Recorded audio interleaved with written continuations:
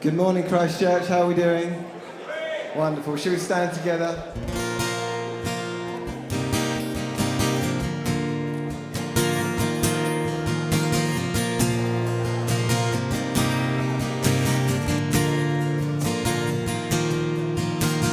Jesus at the center of it all.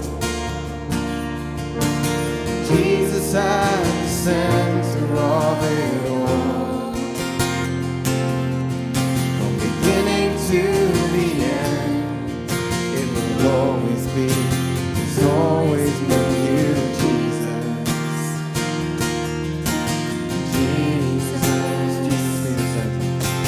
Jesus be the center of my life. Jesus be the center of my life. From beginning to the end, it will always be, it's always been you, Jesus. Jesus, nothing else matters. Nothing in this world will do.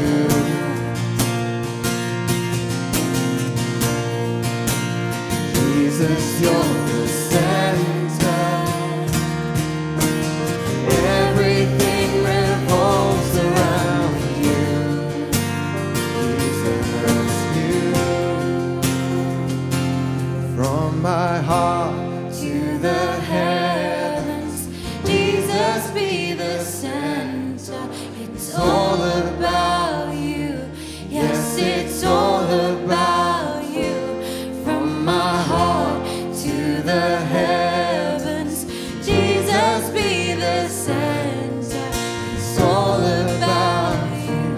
Yes, it's all about you. From my heart to the heavens, Jesus be the center. It's all about you. Yes, it's all about you. From my heart to the heavens, Jesus be the center. It's all about you. Yes, it's all about you. Jesus be the center of your church.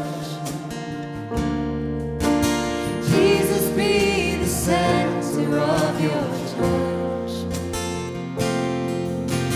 And every knee will bow, and every tongue shall confess you, Jesus. Jesus shall confess you, Jesus. Oh, Jesus shall confess you, Jesus. Jesus shall confess you, Jesus. From my heart to the heavens, Jesus be the center. It's all about you. Yes, it's all about you. From my heart to the heavens, Jesus be the center. It's all about you. Yes, it's all about you.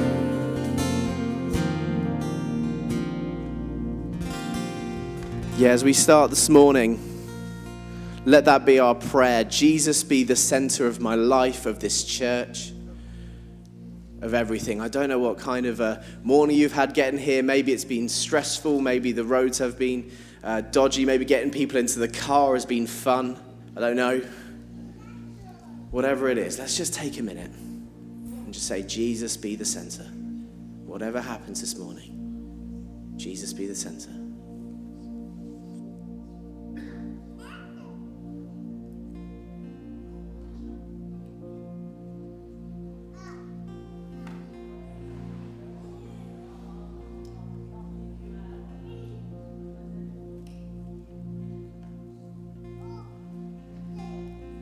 Jesus, we say straight from the start this morning, you are the reason we're here.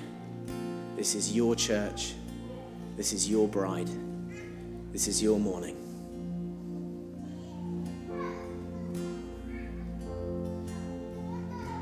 Amen. It's really great to be here this morning. My name's Owen. I'm hosting. I don't want to take up too much time because we want to get to worshiping Jesus. That's why we're here. But you're really welcome this morning if you're a visitor. At Christ Church, we love to gather, we love to worship God, we love to worship and praise him for who he is and what he's done, and we're going to do that. Then we're going to hear from the word later. I'd really encourage you, we got a shorter service this morning, but don't limit what God's going to do. Don't go, oh, well, the worship's going to be shorter or the preacher's going to be shorter.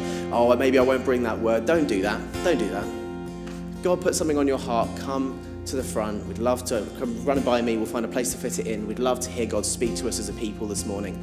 Don't limit what God's going to do just because we've got a slightly shorter service. Let's get to worshiping our God this morning.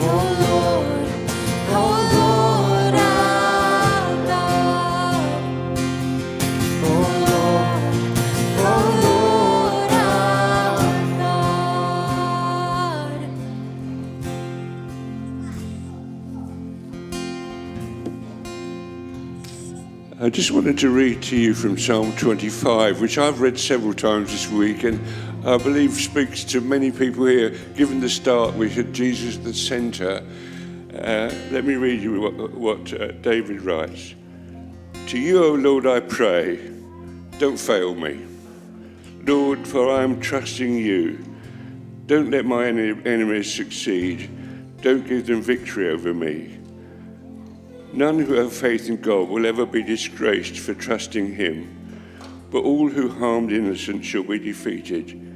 Show me the path where I should go. Are you looking for the path where you should go? Show me the path where I should go, O Lord. Point out the right road for me to walk. Lead me, teach me, for you are the God who gives me salvation. I have no hope except in you. Overlook my youthful sins, O Lord. Look at me instead through the eyes of mercy and forgiveness, through eyes of everlasting love and kindness. The Lord is good and glad to teach the proper path to all who go astray. He will teach the ways that are right and best to those who humbly turn to him.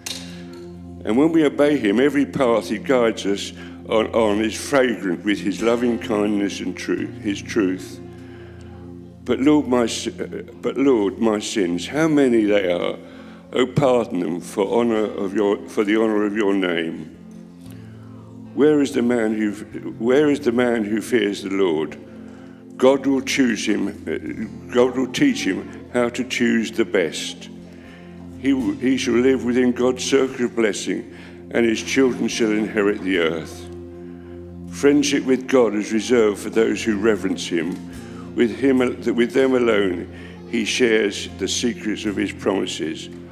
My eyes are ever looking to the Lord for help, for he alone can rescue me.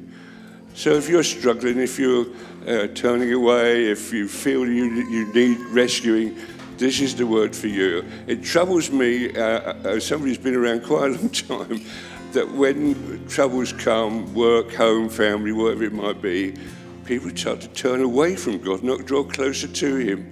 So if you're struggling, I would encourage you to draw closer and trust him for the future. I have a psalm which I think fits quite nicely in with that. I was just thinking about how sometimes it feels like God's far away and he's not interested. We have to work hard to get his attention, but actually that's not true. And he's always interested in us. And just off the back of what Paul just said, and off the back of the picture we had last week about resisting the Lord, let's get it the right way round. We don't resist the Lord and submit to the enemy. We resist the enemy and submit to the Lord because he is good. So anyway, I'm going to read Psalm 121, which fits in with that. I lift up my eyes to the hills. Where does my help come from? My help comes from the Lord who made heaven and earth. He will not let your foot be moved. He who keeps you will not slumber. And this is the bit that stuck out to me. Behold, he who keeps Israel will never sleep nor slumber. The Lord is your keeper. The Lord is your shade in your right hand. The sun shall not strike you by day, nor the moon by night. The Lord will keep you from all evil. He will keep your life. The Lord will keep your going out and your coming in from this time forth and evermore. Lord, I just thank you that you never sleep or slumber. Your eyes are always upon us. You are always doing us good and keeping us from evil. And thank you, Lord, that even when it feels like you're not there, Lord, you are never sleeping on our case, Lord. You are always on our case. You are always on the ball. Amen. Yeah, on the back of those two words, let's go back to worship. Let's lift our eyes to our incredible God who never slumbers or sleeps, who is always there. Let's draw near to him. If that's you this morning, if Paul's word of needing to draw near to God is you this morning, then let's use this opportunity of worshiping and glorifying our amazing King to draw near to him.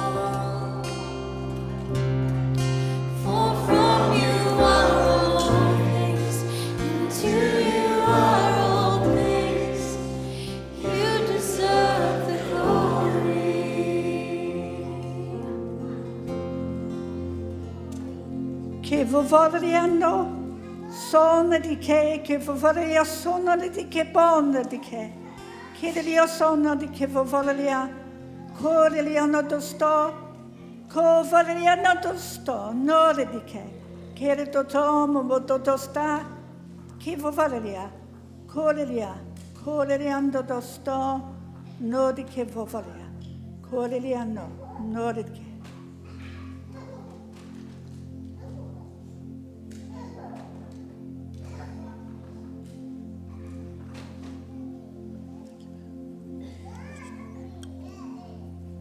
So Pam just brought a tongue, a word of praise from God in a heavenly language, and we believe that God will bring the interpretation to bless us and to increase and encourage the church.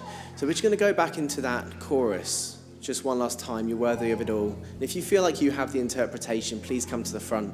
We'd love to hear what God's speaking to us about.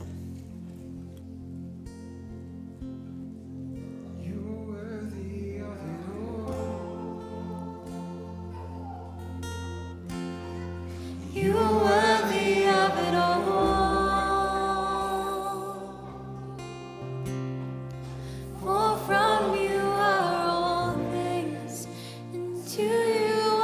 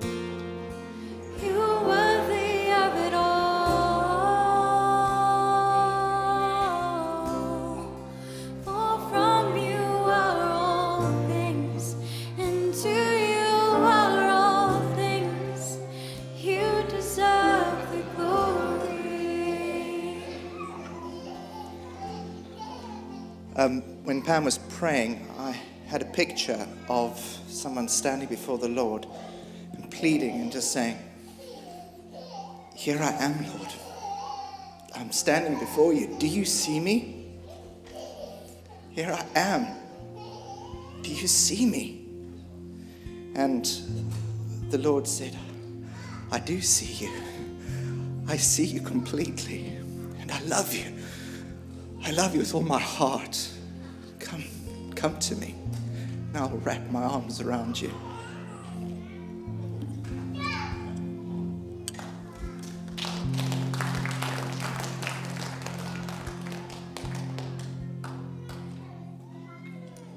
Just as we remain in this place of worship,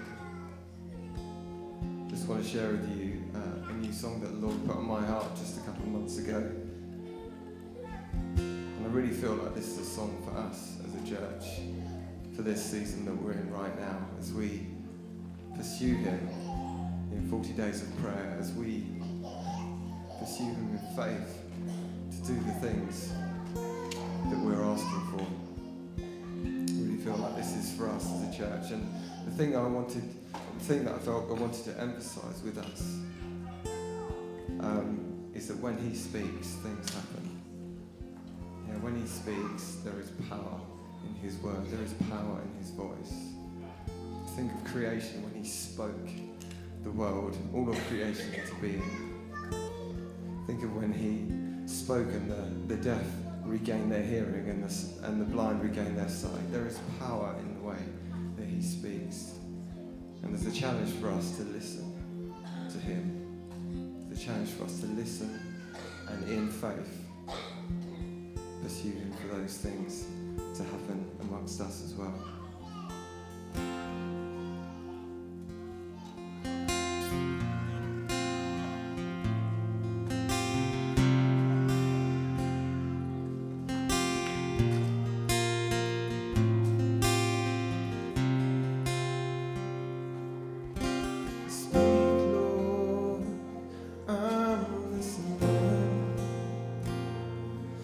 There's no one else that I'd rather hear. Speak, Lord, I'm listening. Come and still my head and heart. Remind me who you are.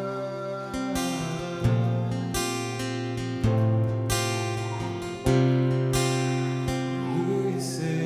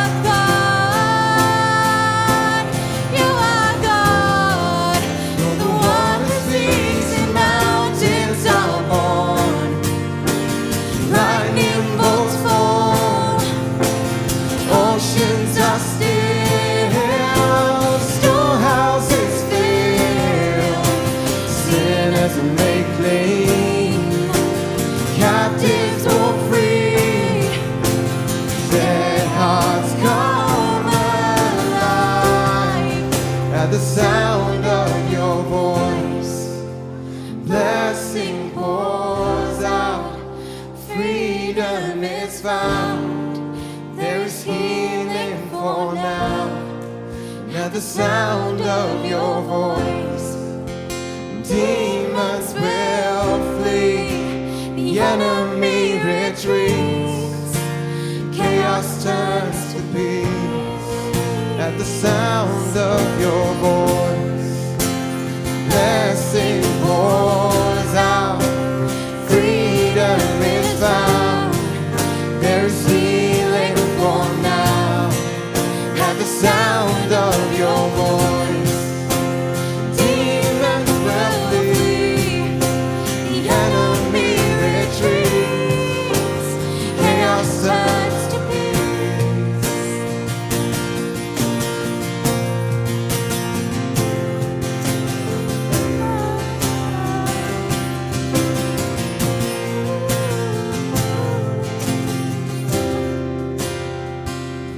Give us ears to hear you as you speak, faith to live for what you seek.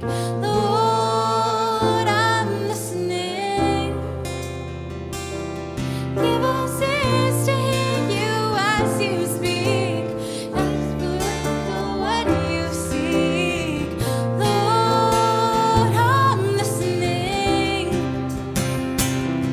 Give us ears to hear you as you speak, faith to live for what you see.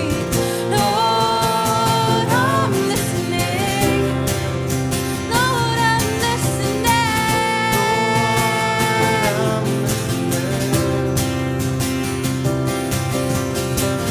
Lord, I'm listening.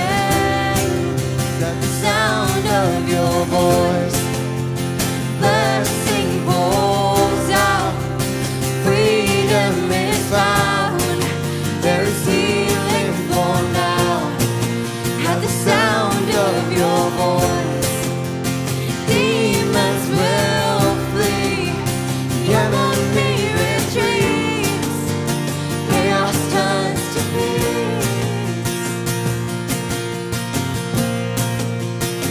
I'm listening. Lord, I'm listening.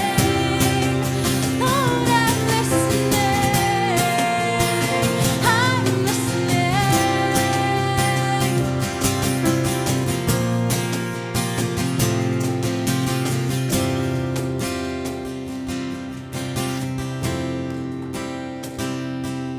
So speak, Lord, I'm listening. There's no one else that I would rather hear. Speak, Lord, I'm listening. Come and still my head and heart. Remind me who you are.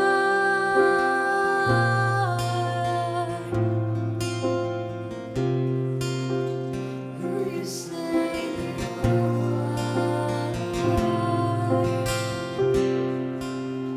Mind us who you are. Who you say you are.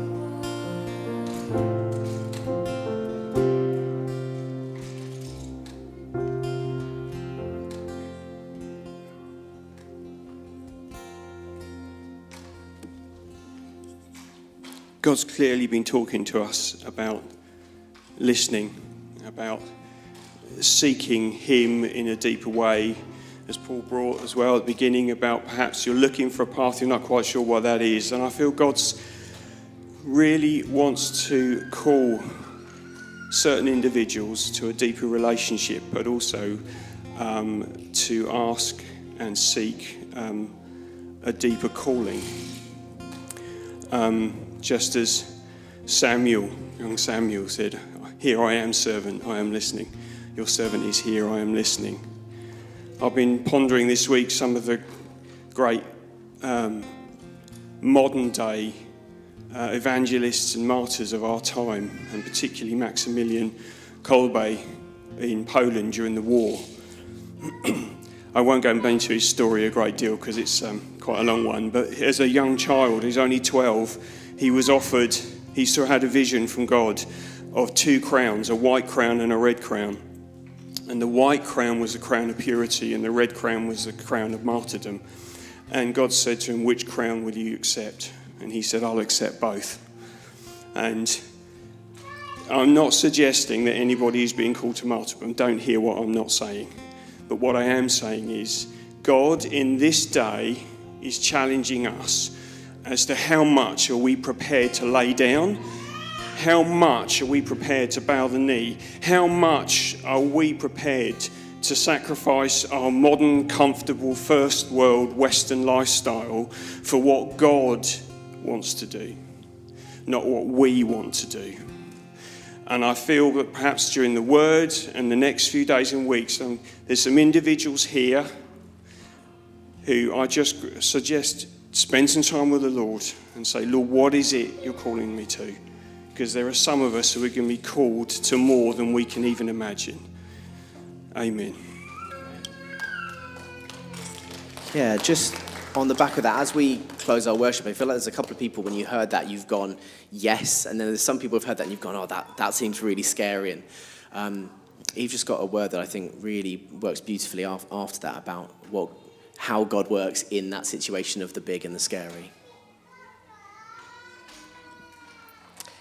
Recently, my daughters went on holiday with their families, and my youngest daughter sent back a video, as she always does, of the children's antics.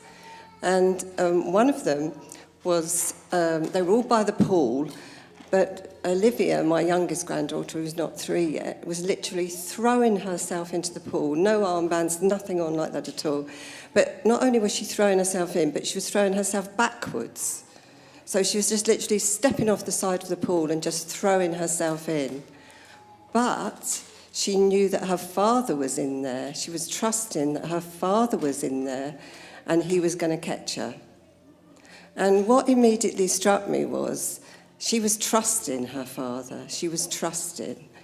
And a child's faith is such a simple one, and I wish I had that simple faith sometimes. But, you know, Jesus is there. He's behind us or in front of us. He's by the side of us. He's there all the time. And sometimes I know in my own strength I try and do things, but what it would be just to trust him and let him lead us and lead us in the right path instead of sometimes perhaps going on the wrong path. And he's always there. He's holding out his right hand. And it was just really just to think of that simple child's faith. Let's just give everything to him and not try and do anything in our own strength. Because if we're one of his children, then he's always going to be there. We haven't got to look. We just trust in him. Thank you. Thank you. Thank you, Eve and Andy, and everyone who brought a word today. I really think that God is speaking to us this morning. It's so clear about that we need to be those people who are ready to step into all that God has for us. And sometimes that means throwing ourselves from the security of the side of the pool, it would seem, into the pool, but knowing that our Father in heaven has us.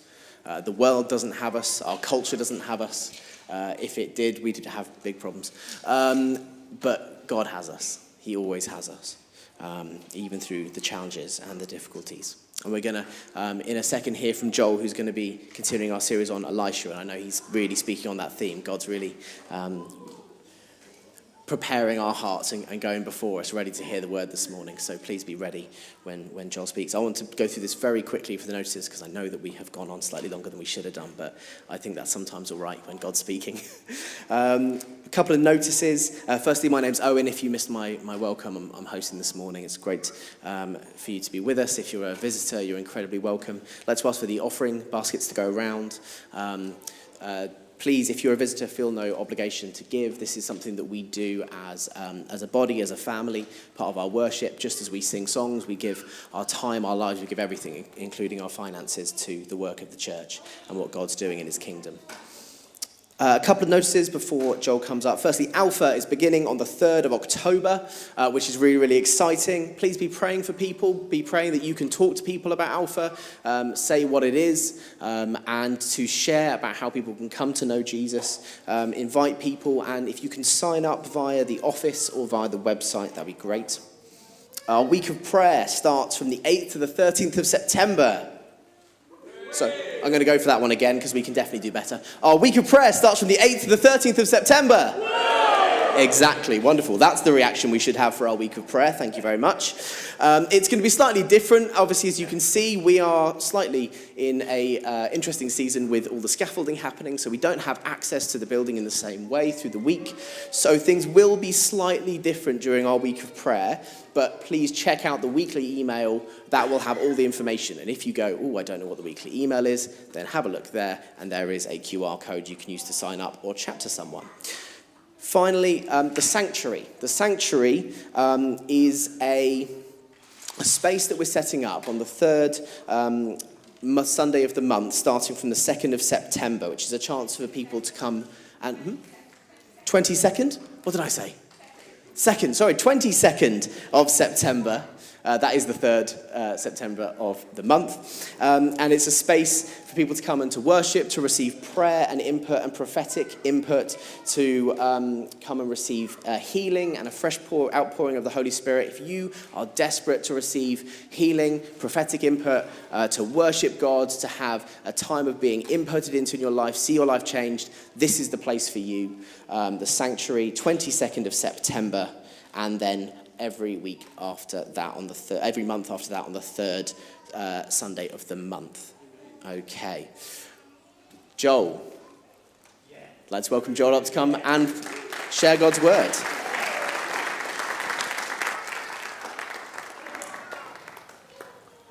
Good morning. Oh, that's a good start, isn't it? When you can, is that all right, Dan? Yeah, good. We're having a long discussion about how the microphone needs to be in the right place this morning, so that's good. That's a good start. Before I get going, I really want to just share with you something that has been really resting on my heart really heavily this week, which is about the unchangingness of our God. And I think it's come through really strongly this morning during the service as well, that we worship the same God who was there at the beginning, the same God, and particularly in Chris's song as well this morning, talking about the same God who created the galaxies and the world is the same God that we worship today. It's the same God that was there during the time of Elijah and Elisha, and he's the same God that we worship today. It's the same God that was there who appointed David to be the king of his people. It's the same God that we worship today. And the same God who, when Jesus walked on the earth, was seeing all these miracles happening as his perfect plan was unfolding and reaching a pinnacle. It's the same God that we worship today. And I just wanted to frame that because I've got a bit of an odd start, because although we are talking about Elisha and I'm continuing the series of Elisha, and I am officially talking from 2 Kings 6, I'm going to start by reading a psalm. And the reason I wanted to read this psalm is because I feel like David has written in this psalm that he wrote, he has written everything that I wanted to share with you this morning out of 2 Kings 6. So I'm going to bookend my preach with this psalm. Because there's a really great invitation for us within that. So Psalm 34, and I'm going to start from verse 3. It says, "Glorify the Lord with me, let us exalt his name together. I sought the Lord and he answered me. He delivered me from all my fears. Those who look to him are radiant. Their faces are never covered with shame. The angel of the Lord encamps around those who fear him, and he delivers them. Taste and see that the Lord is good. Blessed is the one who takes refuge in him. Fear the Lord, you his holy people, for those who fear him lack nothing." So before I get into the scripture, I'm just going to tell you the story of the first bit. And one of the discoveries that I made this week is that I have a bit of a habit of collecting axes. I didn't realize this, but it's happened for some reason. So I've brought 2 of my collection with me. And they've been hidden over here because I was going to get a couple of kids to come up and show you these axes. And then I realised what a battle I had this morning stopping my own kids from running around church with them. I thought maybe that's not the best idea. So I've got a little one for splitting my kindling and a big one for splitting logs. And the first story in 2 Kings that we see, 2 Kings verse 1 to 7, is a story about an axe head. The prophets of the time, the sons of the prophets, they're called. Basically, they were the people that were following Elisha around and trying to learn from him, trying to understand what he was doing, and trying to engage with what he was doing. And they're going around with him, and they suddenly decide that there's too many of them for the space that they're currently in. So they go out and they start to cut down some wood to try and build. Hello, you come to help. To try and build a bigger place for them to live and a bigger shelter for them to live in, which is a great story, isn't it? Wouldn't it be great if we had too many prophets to fit in the building? So we had to get a bigger building to fit all the prophets in, not just the people of God, but the prophets of God. So off they go, and they start to cut down these wood, and suddenly someone's axe head falls off and falls in the river. And the guy is mortified, not just because he's lost his axe head and he's not going to be cutting down any more trees, but also because it was a borrowed axe head. And I feel like we can kind of miss the emphasis here and the importance here, because losing the axe head means that he's going to damage his reputation, and not just his reputation, he's going to damage the reputation of the other prophets that are with him. And then it's going to potentially damage, and I can imagine this poor guy going through the whole sequence in his mind. Now they're not even going to trust what God's people say. Now they might not even trust what Elisha says, despite all the miracles, despite all the wonder, because I've lost his axe head that I borrowed. Maybe they're not going to trust us anymore. Maybe that's it. Maybe that's us done. And I kind of, in my head, because I'm an overthinker myself, I can imagine myself doing this and going through all this process myself. So I can kind of imagine this poor guy panicking. And the thing about the prophets are, and I feel like we've talked a lot about prophets because we're talking about Elisha without really giving a lot of reference for what a prophet is. So the biblical prophets are a bit different to when we talk about modern-day prophets. But essentially, the most important thing for the prophet was they were the ones that were set aside to walk closest with God, because they were expected to speak God's words into different situations. When they spoke God's voice. And the reason they could do this was because their hearts were entwined with God's heart. They walked so closely with God that their hearts beat to the same rhythm of God's heart. And what a great message that is for us. Don't you want to be a prophet? Don't you want your heart to beat to the same rhythm of God's heart? Don't you want to feel and understand things from God's perspective every single day, every single situation, every single moment? Isn't that a great opportunity? And that's why the number of prophets was increasing so much, because it was very clear whose hearts were beating with the living God's heart. Because they were the ones who were able to do, see, and understand far more than anyone else. So protecting their reputation, if you're an overthinker like me, suddenly becomes very important. Because suddenly if you're challenged on your ability to look after something you've borrowed, if suddenly you're untrustworthy and your words become untrustworthy, then maybe the very words of God become untrustworthy, which we know they're not. We know that across history God has proved that they're not, that he's faithful and he's true to his word, and every single one of his promises comes to be. So the fear of losing that reputation is a big deal. Now I'm a little bit nervous because anyone who knows us as a family knows that we like to get everything nice and calm and peaceful and then invite lots of chaos into our lives, which we do very regularly. So in true Cottingham form, I'm going to invite a bit of chaos in this morning. So the rest of the story that we're going to look at is about the Arameans and Israel, and Elijah speaking about the battles that are going on that are taking place. I'm going to put the axe down before it becomes a weapon, because I'm talking about an army now, different type of axe. So what we're going to do is we're going to try and demonstrate a little bit of this story. So over in roughly this sort of section of the building, underneath some of your chairs, you might find, 3 people might find a bag of sweets. So have a quick look underneath your chairs or underneath the chairs near you, because someone might not be sitting on the right chair. And if you've got a bag of sweets under there, you're holding the treasure of God's people. Have we got any bags of sweets? Has anyone found them? Oh, we've got one there. I think there was one at the back in this section somewhere. And I have a feeling it might be underneath one of your seats down here too. It's taped to the bottom of the seat. So Sorry, that really hidden. Yeah, well, I didn't want you to find it before we started and not sit there. Oh, we've got two. Have we got one over there as well? I'm sure there was three. It's okay, you don't have to do anything. Oh, we have got three, fantastic. You don't have to do anything with them, you just have to put them somewhere near you where they can be seen by other people. So you now are Israel, you are God's people, and this is your treasure, this is what you're carrying with you everywhere you go. That is a part of who you are, that is your wealth, it represents how well you're doing as a people. So it's quite important. And over here, this section over here, I'm very sorry, but you're going to be the enemies of God's people. You're going to be the people of Aram. So I need 3 volunteers to come and be soldiers in the army of Aram. 3 Aramean soldiers. Oh, Mark wants to. Ben, do you want to come and sit over here, and then you can be part of this battle? Then you're part of the right group. You don't want to be hiding in the wrong place. Anyone else want to volunteer? Go on, Josiah. You'll have to do it for me then. I can ask my own son. I can make him do it. Okay. You guys don't need to do anything, you just need to sit together, you need to make a little bit of a plan together, okay? So if you go, just move back a seat, Ben, if you sit with them, you guys are planning, sorry, I realised I've just walked right out of camera shot, so no one can see me at home, that's no good, is it? So you guys have got to come up with a plan for how you're going to steal this treasure. So this is what was happening at this time. The Arameans are attacking God's people with these ambushes just to steal stuff, okay? Basically, that's what's happening, that's what we're seeing. Of course, they're in a big desert, not in a church building, because that wouldn't work as well. That would be a lot harder to sort of manage as a general in the army.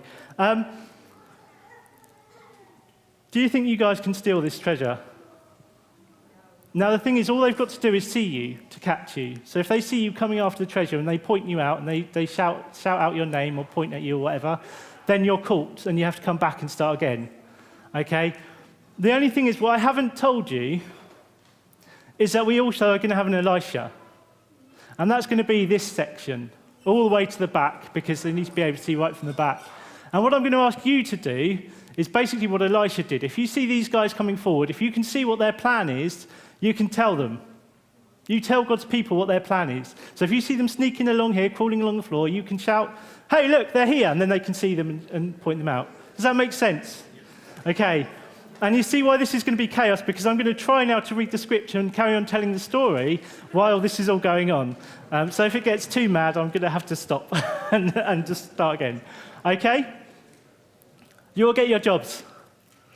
Israel, Elisha, big group of Elisha, huge great people, and the little army of Aram, sorry. Okay, so looking at 2 Kings 6, verse 8 to 23. Off you go, guys. You've got your mission. You can make a start, but don't forget, if you're seen, you've got to go back. Okay.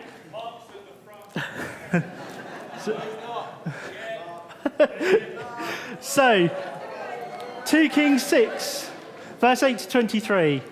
Now the king of Aram was at war with Israel. After conferring with his officers, he said, I will set up my camp in such and such place. The man of God sent word to the king of Israel, beware of passing that place, because the Arameans are going down there. So the king of Israel checked on the place indicated by the man of God. Time and again, Elisha warned the king so that he was on his guard in such places. I'm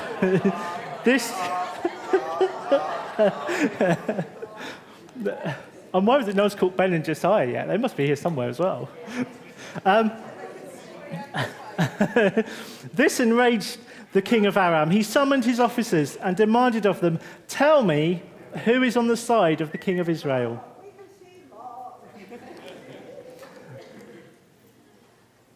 I can't read this bit. None of us, my lord, the king said. None of us are on his side. But Elisha the prophet who is in Israel tells the king of Israel the very words you speak in your bedroom. Go and find out where he is, the king ordered, so I can send men and capture him. The report came back, he is in Dothan. Then he sent horses and chariots and a strong force there. They went by night and surrounded the city. When the servant of the man of God got up and went out early the next morning, an army with horses and chariots had surrounded the city. Oh no, my lord, what shall we do? The servant asked. Don't be afraid, the prophet answered. Those who are with us are more than those who are with them. And Elisha prayed, open his eyes, Lord, so that he may see. Then the Lord opened the servant's eyes, and he looked and saw the hills full of horses and chariots of fire all around Elisha. As the enemy came down toward them, Elisha prayed to the Lord, strike this army with blindness. So he struck them with blindness as Elisha had asked. Elisha told them, this is not the road and this is not the city. Follow me and I will lead you to the man you're looking for. And he led them to Samaria. After they entered the city, Elisha said, Lord, open the eyes of these men so they can see. Then the Lord opened their eyes and they looked and they were inside Samaria. When the king of Israel saw them, he asked Elisha, shall I kill them, my father? Shall I kill them? Do not kill them, he answered. Would you kill those you have captured with your own sword or bow? Set food and water before them so they may eat and drink and then go back to their master. So he prepared a great feast for them. After they had finished eating and drinking, he sent them away and they returned to their master. So the bands from Aram stopped raiding Israel's territory. Okay, has anyone managed to steal any treasure yet? No. Oh, there's a surprise. I mean, it's a surprising outcome, isn't it? No, you've been caught, Mark. Someone's pointing you out. Okay, guys, do you want to stop? I'm sorry, guys, that was a bit mean. I know you had absolutely no chance of winning. So I do have a reward. I do have a treasure for you. Ben and Josh, you can come and share this as well. I'm not going to walk in front of the speaker. I know better than that, Dan. Go and share them out. And you guys, Israel's people, can continue to share your treasure and have it for yourselves. Just so it's fair. Yeah, that was really mean, wasn't it? It's not fair when you're trying to lead a sneak attack and someone keeps giving away your secrets. And this is exactly the situation that the Aramean king found himself in. I want to tell you a story of a man who was born in 1824 in Scotland. His name's John G. Patton. He lived until the 28th of January 1907, which when you hear the story is surprising that he lived into his 80s. He responded to a call of God that he had heard as a child by leaving Scotland in 1858. He'd just got married. He'd been married for 2 weeks at this point. And they set off to the South Pacific to share God's truth on islands that were known to be inhabited by cannibals. So here was a man taking his brand new wife to set up their first home in a place called Resolution Bay on an island that they knew was inhabited by cannibals who had already killed many, many missionaries. But he had heard God's call, so he decided that he was going to follow it and be faithful to it. After 3 months on the island, remembering that it takes a lot longer to travel, this was the first thing that caught me on this story, was remembering it takes a long time to travel in these days by boat. 3 months after arriving and setting up their home, they welcomed their son into the world. But tragically, just 19 days later, his wife died and was soon followed by their son. And John G. Patton buried his new wife and his first child on that island. And the first few weeks after he buried them, he had to sleep on their grave to stop them from being dug up and eaten by the inhabitants of the island. He returned to Scotland a little while later, not to grieve, but because he'd been attacked again and had been rescued by someone else that was passing. Jumped on a boat and was rescued by someone that was passing and taken to Australia and then returned to Scotland to raise support and finance and eventually get married again and then to return to the islands once more because he had heard the call of God and he was determined to be faithful to the call of God on his life.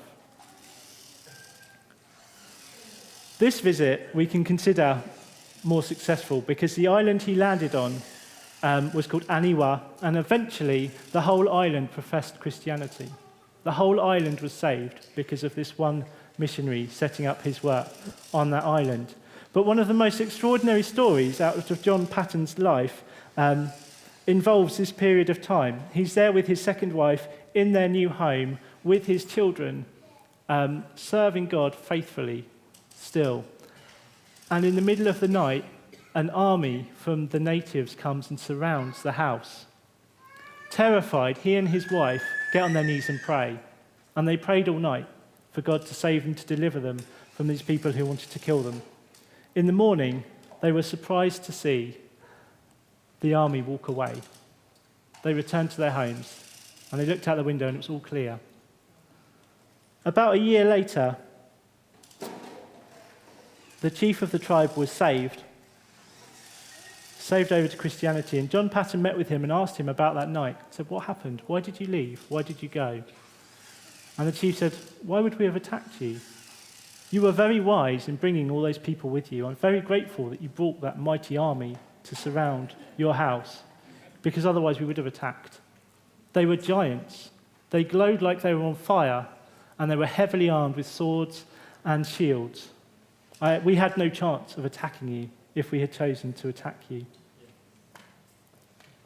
John Paton explained to the chief, he wasn't entirely believed, that they were alone that night. It was just him and his family in the house. There was nobody else there. There wasn't even any other missionaries in the area at the time. There was no army. It was a heavenly army. God had sent an army to protect his servant who had served faithfully. Before he left the first time, before the tragic first events of his missionary adventure, a respected elder had said to the couple, "You're in great danger, you'll be eaten by cannibals." And Paton responded, "Mr. Dixon, you are very advanced in years now. Your own prospect is soon to be laid in the grave, there to be eaten by worms. I confess to you that if I can but live and die, serving and honouring the Lord Jesus, it will make no difference to me whether I am eaten by cannibals or by the worms." And he lived that out faithfully. As a family, they lived that out faithfully. And despite the tragedy that befell him, he saw the might of God at work through his life. So going back to the story of Elisha, we can see Elisha is sharing the secrets of the king of Aram with his own king in Israel.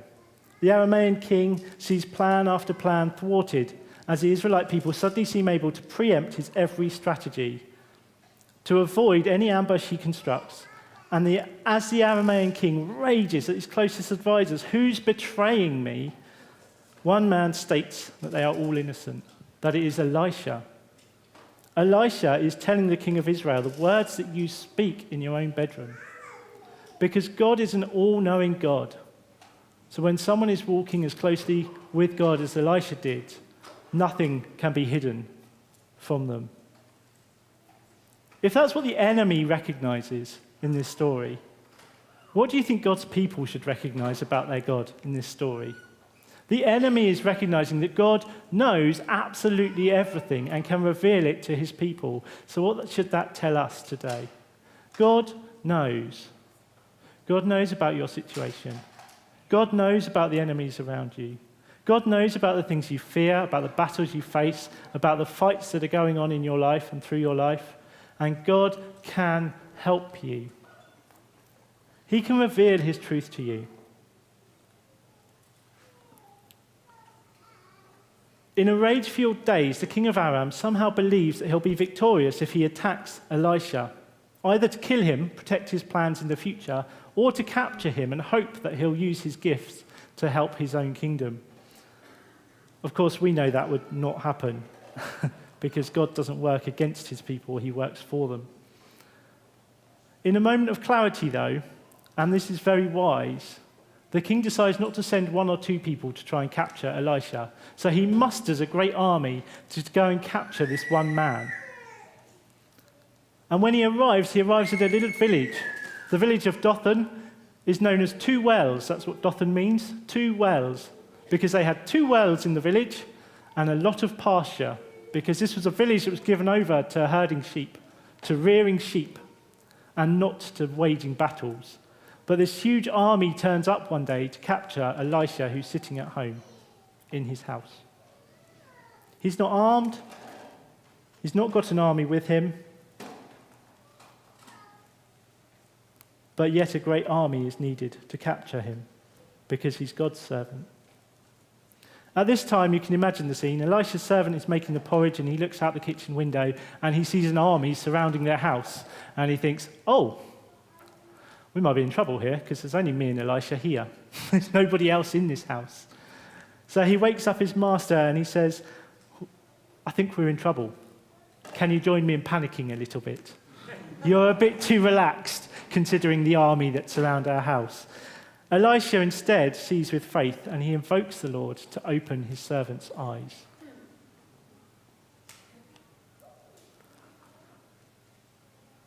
The prophet may be surrounded, but the army of the Lord fills the hillsides. As his servant opens his eyes, he sees that those who are with them are far more than those who are with them. And with the safety net of God's protection revealed, everyone can relax. So when the enemy arrives, instead of panicking or running away or trying to hide, Elisha simply approaches them and prays that God would blind them. It's funny how this is this whole story about opening eyes and closing eyes. God prays for blindness on the enemy, and the Lord again responds to his servant's petition, and in their blindness, the Aramean army are led by the one that they are seeking into a completely different city. Now, I don't know what this blindness was like. I don't imagine it was that they couldn't see a thing, because I think you'd be very uncomfortable about following someone, particularly if you're a mighty army that's following one man. It's going to be very difficult to be led in that way. But there was certainly a confusion that descended upon them. They didn't know what was going on. They didn't know what was happening, who they were talking to, or where they were going. But when Elisha led them into Samaria, they were led into the Israelite stronghold in the area.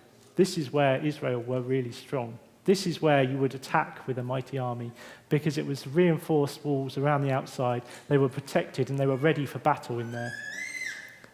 So when the Arameans are given their sight back, again at the prayer of Elisha, God opened their eyes. They look around to find themselves at the mercy of an enemy army. They suddenly realize they are in the midst of great danger. Uh-oh, we're in big trouble here. How have we ended up here? And the king of Israel is only too keen to finish off this portion of the Aramean army. Can we kill them? Can I kill them all? Can I? Please? Is essentially what he says. But Elisha says, no, if you had captured these guys in battle, you would feed them and send them back to make a statement. I captured these guys. I'm not worried. You're no danger to me. You can go back. And this is exactly what Elisha asked the king to do. But while Elisha asks for him to give them bread and water, the king gives them a banquet. He gives them a feast. He goes above and beyond what he's expected to do, and then he lets them go. And when they return home, for a while at least, peace is allowed to dwell. We're told that this act of mercy brings peace in this situation. So I just want to do a quick comparison, a then and now. In this story for Elisha, the Arameans' eyes were opened when they went into Samaria to see sudden death. If you are a Christian here, at some point, God has opened your eyes to realize the trouble that lies ahead of you, the danger that you're in as an enemy of God, as someone who is not walking with God, as someone who is distant from God. You are walking a path into great trouble. Elisha's servants' eyes are open to see God's protection. And for us, we can see with eyes of faith to see how God is protecting us and how God will deliver us and will offer us salvation. Interesting that bread was offered to the Aramean soldiers. Have some bread. There's another time bread was offered as a sign of salvation. Jesus, before he went to the cross, broke bread with his disciples to take of this bread and eat, and do this in remembrance of me. Anyone who shares in this bread will share in the salvation that I'm bringing. And they were given a feast. They neither deserved it nor did they expect it. They expected death. They deserved death, actually. They were standing in the middle of their enemies. They were soldiers in a battle, standing in front of their enemies, surrounded by their enemies, very vulnerable, deserving death, very confused. But they were given a feast.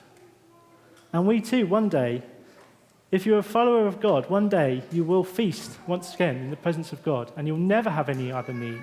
There will be no more sickness. There will be no more hunger. There will be no more starvation. There will be no more lack, because we'll be in the presence of God, and there will be more than we could ever imagine for us to receive and for us to take from God.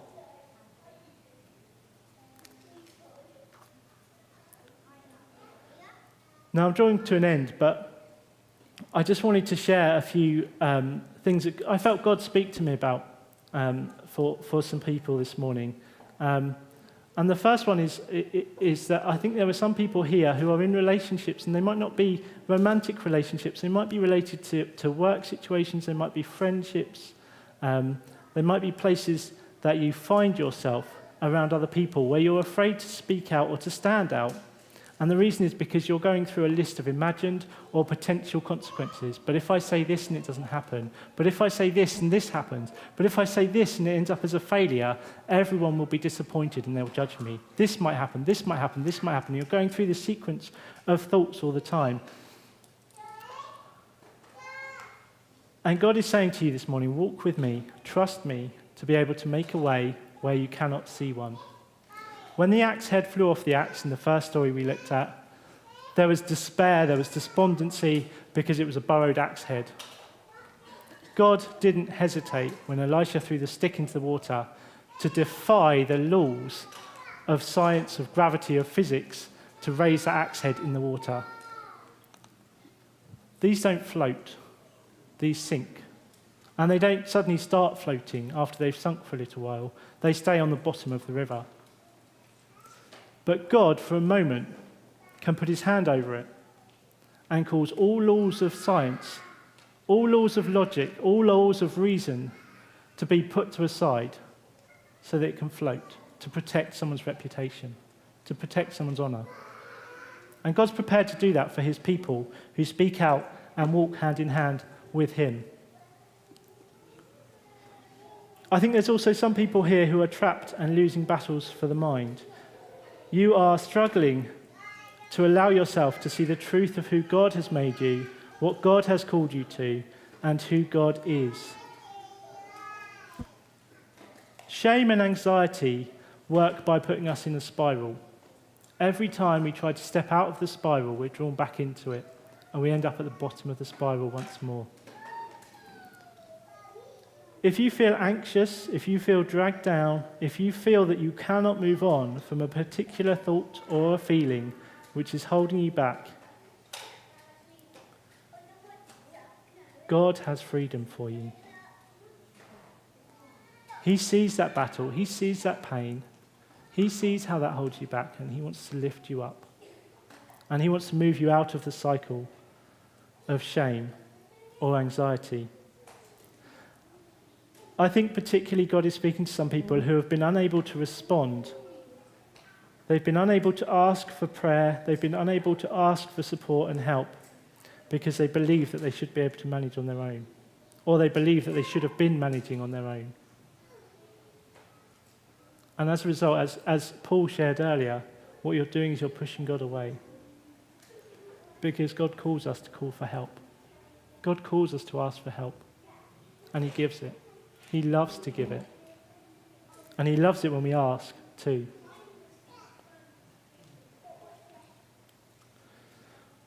Would the band like to come back up?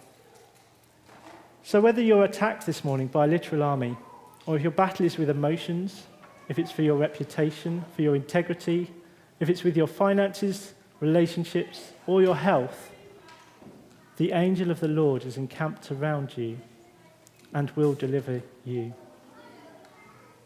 When we look to God and we are found in him, our needs are met, and we can be lifted out of fear, out of shame, and out of anxieties. God's protection might not look like we expect.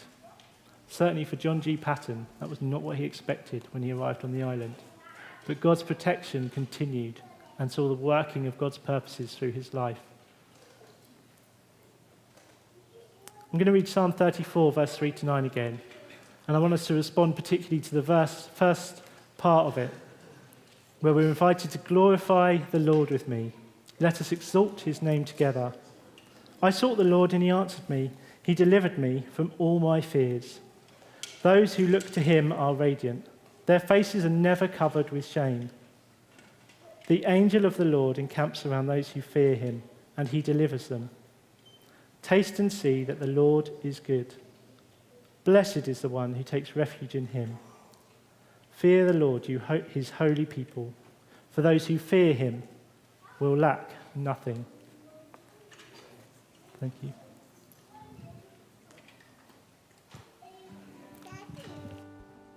Should we stand together and respond?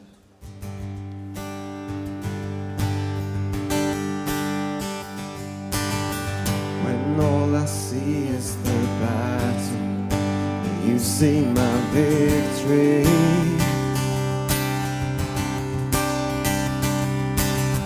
When all I see is the mountain, you see the mountain. And as I walk through the shadow, your love surrounds me.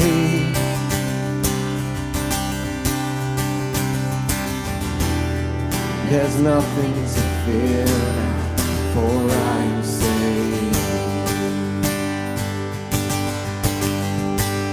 So when I fight on my knees, with my hands lifted high. Oh God, the battle belongs to you, and every fear I lay at your feet. I sing through the night. Oh God, the battle belongs to you.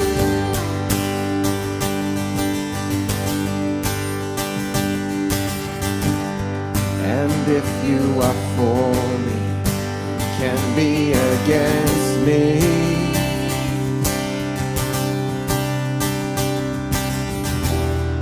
For Jesus, there's nothing impossible. When all I see are the ashes, you see the beauty.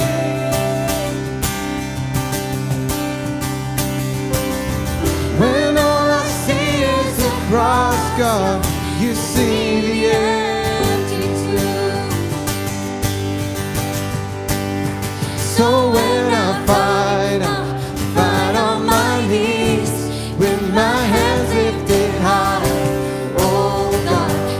Belongs to you, and every fear I lay at your feet. I sing through the night. Oh God, the battle belongs to you.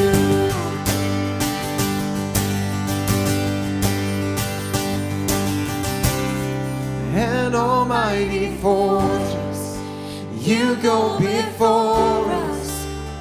Nothing can stand against the power of our God. You shine in the shadows, you win every battle. Nothing can stand against the power of our God. An almighty fortress, you go before us. Nothing can stand against the power of our God. You shine in the shadows, you win every battle. Nothing can stand against the power of our God. Oh.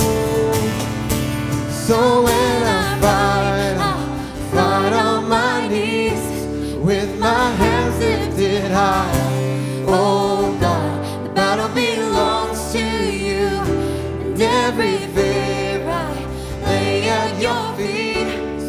I sing through the night. Oh God, the battle belongs to you. 'Cause when I fight on my knees, with my hands lifted high. Oh God, the battle belongs to you, and every fear I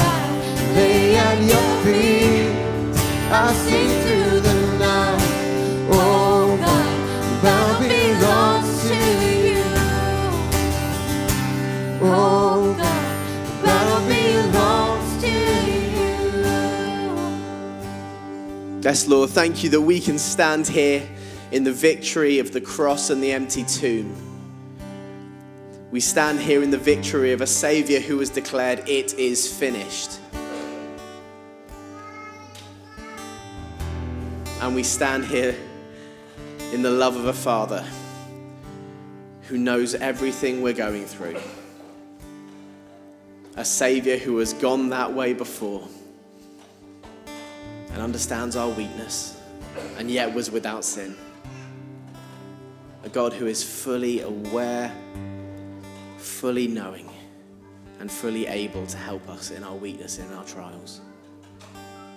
Lord, as we go from this place this week, I pray that we would go in the victory of the Saviour on the cross and the empty tomb, the Saviour at the right hand of the Father, and we would go in the loving arms of the Father who holds us through the trials. Amen. Amen. We're going to end our service together this morning. Thank you so much for joining us. If you would like prayer for anything that's been said this morning, what Joel said or any of the prophetic words, I'll be here, and I'm sure there'll be other people who'd love to pray with you as well. If not, and you're in a life group, maybe gather with some people from your life group. That would be great. Tea and coffee is going to be served as normal. If you are a visitor, the welcome zone is in the room at the back, the Polegate room, so please head there.